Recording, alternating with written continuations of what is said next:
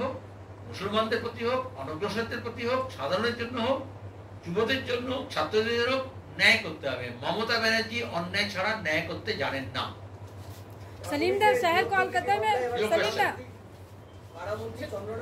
your question please let me Salim দা, আমার একটা প্রশ্নটা হচ্ছে একটু অন্যরকম। আগামীকাল দেখতে দেখতে 1 বছর পূর্ণ হলো আমাদের প্রাক্তন মুখ্যমন্ত্রী সুব্রত ভট্টাচার্যের মৃত্যুদিন, এবং সেই দিন রাত্রিরে যখন রাজ্যবাসী সত্যি সকলের মানে খুবই যখন অবস্থায়, সেই সময় একটা দুর্ভাগ্যজনক ঘটনা ঘটে যায়, এবং যার ঠিক পরের দিন মানে 9 অগস্ট, আর 1 বছর বাদে এই যে অভয়ার আজও কিন্তু বিচার হলো না। সেইটা নিয়ে আপনারা কি চিন্তা ভাবনা করছেন? মানে মূলত বামফ্রন্টের তরফে কি চিন্তা ভাবনা হচ্ছে? কারণ এখানে একটা অন্যরকম রাখছি প্রশ্ন, সেটা হচ্ছে সেদিন ওটাকে আত্মহত্যা বলে চালিয়ে দেওয়া হতো যদি না মীনাক্ষী সহ আরো কয়েকজন যদি না গিয়ে চেপে ধরতো, অন্তত ওইটুকু বডির ওইটুকু ছবিও কেউ পেত না। হ্যাঁ, তা সে আমার মূল প্রশ্ন হচ্ছে যে আপনারা মানুষের কাছে এই যে এত বড় একটা কাণ্ড, এটা নিয়ে কিভাবে পৌঁছচ্ছেন বা আদৌ পৌঁছতে পারছেন? জানেন, আপনি দেরি করে এসেছেন। বুদ্ধদেব ভট্টাচার্যের কারণে আমরা কালকে এখানে কর্মসূচি ঘোষণা করেছি, এবং 1 মাস ব্যাপী আমাদের নানা রকমের কর্মসূচি হবে। আগামীকাল আরও কিছু ব্যাপার ঘোষণা করব। আর ইতিমধ্যে অভয়া মঞ্চ, ইতিমধ্যে ডক্টরসদের বিভিন্ন ফোরাম, প্ল্যাটফর্ম, সংগঠন, জয়েন্ট প্ল্যাটফর্ম, তারপরে যে জুনিয়র ডাক্তারদের, তারপরে সরকারি ডাক্তারদের, এবং যারা যারা এই অন্যায়ের বিরুদ্ধে ন্যায় চেয়েছিলেন তারা সবাই কর্মসূচি ঘোষণা করেছেন। আমরা বামপন্থীরা প্রথম থেকেই যেমন বলেছেন, কোন মিডিয়া এই মৃত্যুর খবর জানার পরেও, এটা আমি দুর্ভাগ্যজনক, এটা হচ্ছে রাজ্য সরকারের চাপ, খবর দেয়নি। ভোর রাতে মারা গিয়েছিল। তারপরে যখন ওখানে এটাকে আত্মহত্যা বলে চালানোর চেষ্টা করা হয়, ওদের বাবা মাকে বসিয়ে রাখা হয়, তারপরে তাড়াতাড়ি পোস্টমর্টম করতে বাধ্য হয়েছে, পোস্টমর্টম করতে চেষ্টা করে। যখন আমাদের লোকজন কোর্টে যায়, কোর্ট থেকে অর্ডার বার করে যে ভিডিওগ্রাফি করতে হবে, ম্যাজিস্ট্রেট থাকতে হবে, তখনও কোনো মিডিয়া বাংলার বা দেশের খবর দেয়নি। মমতা ব্যানার্জি অখুশি হবেন বলে খবর ছিল তাদের কাছে। বুদ্ধদেব ভট্টাচার্যের মৃতদেহ এখানে সাহিত্য ছিল, ওই জন্য কালকে আমরা 3:30টার সময় করবো। আমরা 3টের সময় মিছিল বার করার কথা ছিল, আমরা আধ ঘন্টা পেছিয়ে দিই, একটা মানুষের চাপ ছিল। আর তারপরে প্রেস কনফারেন্স করে আমরা নিয়ম ভেঙে, সাধারণত ডেড বডি থাকলে আমরা কিছু বলি না, আমাদেরকে প্রেস কনফারেন্স করে ঘোষণা করতে হয় যে তাকে খুন করা হয়েছে। পুলিশ কমিশনার গিয়ে সেটাকে ধামাচাপা দেওয়ার চেষ্টা করছেন।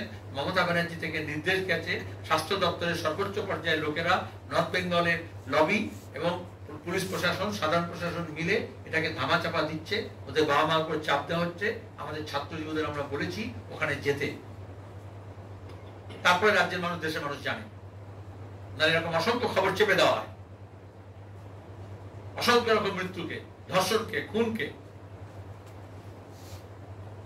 আর 1 বছর ধরে তাদের বাবা মা সহ চিকিৎসকরা, যারা সাধারণ মানুষ, ছাত্র, যুব, মহিলা, বিশেষত নারীরা যেভাবে রাস্তায় নেমেছে তাদেরকে আমরা কুর্নিশ জানিয়েছি। এটাকে আমরা বামফ্রন্ট অবামফ্রন্ট করতে চাইনি। জাস্টিস ফর আরজিকর, ইনসাফ চেয়েছি, হক চেয়েছি, মেয়েদের নিরাপত্তা চেয়েছি, খুনে বিচার চেয়েছি, ধর্ষকের শাস্তি চেয়েছি। কিন্তু অসংখ্য কেস করা হয়েছে, আমাদের ছেলে মেয়েদেরকে লালবাজারে ডাকা হয়েছে, অ্যারেস্ট করা হয়েছে, মীনাক্ষীদের নামে কেস দেওয়া হয়েছে। অথচ যারা ওই অকুস্থল ভেঙেছেন তাদের বিরুদ্ধে কোনো ব্যবস্থা নেয়নি। 14 তারিখ রাত্রে যারা মস্তানদের নিয়ে গিয়ে ওখানে সব সাক্ষী সাবুত লোপাট করতে চেষ্টা করেছেন, মমতা ব্যানার্জি গত 15 আগস্ট সকালে মিথ্যে কথা দিয়ে সকাল শুরু করেছিলেন, বলেছিলেন ওরা এসএফআইডিএফআই করেছে। আমরা চ্যালেঞ্জ করেছিলাম তদন্ত, উনি বলছেন এসআইটি করেছি। কি হলো তদন্ত? কারা ভাঙলো? কারা ভাঙার অর্ডার দিয়েছিল? তো আমরা সবার ভিডিও প্রকাশ করে দিয়েছিলাম, ছবি দিয়ে, দাগ দিয়ে দিয়ে কারা কারা তারা আছে। আজ পর্যন্ত কলকাতা পুলিশ খুঁজে পেল না, পুলিশ কমিশনার চেঞ্জ হলো। আমরা 2 দিন ধরে সীতারাম ইয়েচুরির ডেড বডি রেখে আমরা দিল্লিতে না গিয়ে এখানে ধর্ণা দিয়েছিলাম লালবাজারের সামনে। তারপর আমাদের কর্মীদেরকে মিথ্যা মামলা দিয়ে জড়িয়েছিল, কিন্তু পুলিশ কমিশনারকে বদলাতে বাধ্য করে। যে জুনিয়র ডাক্তাররা আন্দোলন করেন, সংগ্রাম করেন, তাদের সবাইকে, তাদের নেতৃত্বকে, তাদের যে জাস্টিফাইড পোস্টিং র্যাঙ্কটাকে জাম্প করে, মেরিট লিস্টকে জাম্প করে তাকে দূর দূরান্তে পাঠিয়েছে। যে সরকারি ডাক্তাররা হক কথা জোরে বলেছেন তাদেরকে একেবারে সবচেয়ে রিমোটেস্ট এলাকায় পাঠিয়েছে, তাদেরও দমাতে পারেনি। এলাকায় এলাকায় যারা রাজ্যে গেছিল, নেমেছিল, পুলিশ তাদেরকে ভয় দেখিয়েছে, তৃণমূল ভয় দেখিয়েছে। আর তারপরে বিজেপিকে দিয়ে এটাকে ভাঙার চেষ্টা করা হয়েছে। আজকে অভয়ার মা বাবারা দিল্লিতে গিয়ে 3 বার হত্যা দিচ্ছেন, এখানে যখন আসতে দেওয়া হচ্ছেন এখনো প্রাইম মিনিস্টার এবং হোম মিনিস্টার তার সাথে মিট করেনি। আর যারা সিবিআই তদন্ত চায় কথায় কথায় তাদেরকে বলছি সিবিআই এবং কলকাতা পুলিশের মধ্যে কোনো তফাৎ আছে? বিজেপির নেতারা বড় বড় কথা বলছে, একটা কথা বলতে পারবে? তা তো সিজিও কমপ্লেক্সে যাওয়া উচিত। কথায় কথায় যারা ইডি সিবিআই কে দেখিয়ে টাকা রোজগার করছে, টাকা রোজগার করছে বিজেপির বড় বড় নেতারা, ইডি আর সিবিআই কে লেলিয়ে দিয়ে তাদের নামে ফাঁসাবে বলে। যেমন এখানে রাজ্য সরকারের পুলিশকে ব্যবহার করে তৃণমূল তোলাবাজি করছে।